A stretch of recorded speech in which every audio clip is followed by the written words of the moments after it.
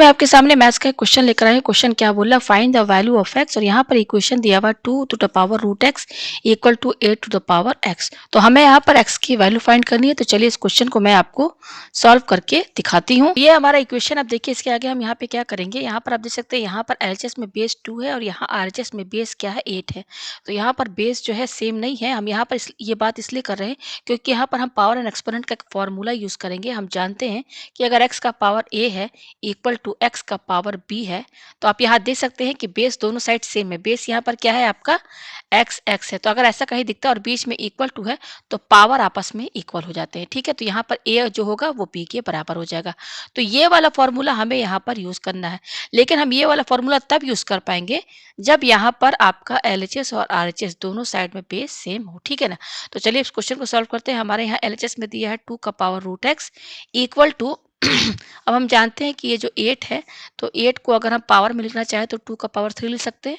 तो इसकी जगह हम 2 का पावर 3 लिखेंगे। अब इस पर पावर 8 पर क्या लगा हुआ x, तो हम यहाँ होल ब्रैकेट लगा के पावर x लगा देंगे। ठीक है, अब इसका है क्या करेंगे, 2 का power root x equal to, अब इसमें आपका पावर एंड एक्सपोनेंट का फॉर्मूला यूज होगा। क्या यूज होगा कि अगर x का पावर m है, होल ब्रैकेट पावर n है, तो यहाँ पर ये क्या बराबर हो जाता है, ये दोनों पावर m और n आपस में इनटू में हो जाते हैं। ठीक है, तो यहाँ पर आप इसको m समझिए और इसको n समझिए। ये दोनों पावर है तो 3 और x आपस में इनटू हो जाएंगे।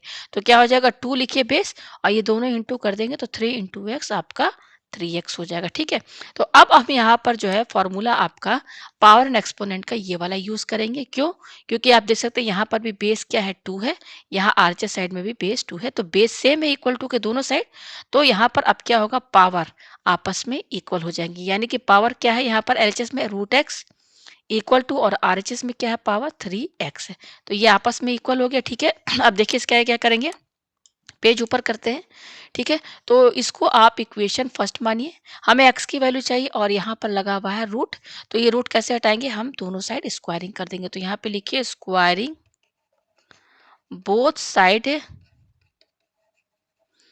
In equation first. Equation first में हम स्क्वायरिंग करेंगे। तो इक्वेशन फर्स्ट क्या है, root X equal to 3x, हमें स्क्वायरिंग करना है दोनों साइड, तो इस तरीके से आप स्क्वायरिंग कर दीजिए। ठीक है, तो अब क्या होगा, देखिए यहाँ पर ये रूट लगा हुआ है और ये स्क्वायर है कैंसिल, तो क्या बचेगा, केवल x बचेगा इक्वल टू, और 3x का होल स्क्वायर, तो 3 को 2 बार इंटू करेंगे, 3 3 9, x को 2 बार इंटू करेंगे तो x इंटू एक्स स्क्वायर आ जाएगा। ठीक है, अब उसके आगे हम यहाँ पे देखिए क्या करेंगे, ये x लिखिए यहाँ पर, और ये क्या है 9x स्क्वायर, इसका साइन प्लस है, तो इसको हम एलएचएस में शिफ्ट कर देंगे। तो ये एलएचएस में आएगा तो क्या हो जाएगा, minus 9x square equal to, यहाँ आरएचएस में क्या बचेगा आपका 0 बचेगा। ठीक है, अब यहाँ पर x है और ये 9x स्क्वायर है, बीच में माइनस है, तो इसमें कॉमन क्या आ रहा है, तो यहाँ पे देखिए कॉमन x आएगा, तो ब्रैकेट के अंदर क्या बचेगा, यहाँ ऐसे x हटा दीजिए तो यहाँ 1 बचेगा, माइनस यहाँ पर क्या बचेगा आपका 9, और इसमें से एक x हटा दीजिए तो यहाँ पर x बचेगा इक्वल टू 0। ठीक है, तो आप यहाँ देख सकते हैं ये x है और यहाँ ब्रैकेट में 1 माइनस 9x है, दोनों के बीच में इंटू का साइन है,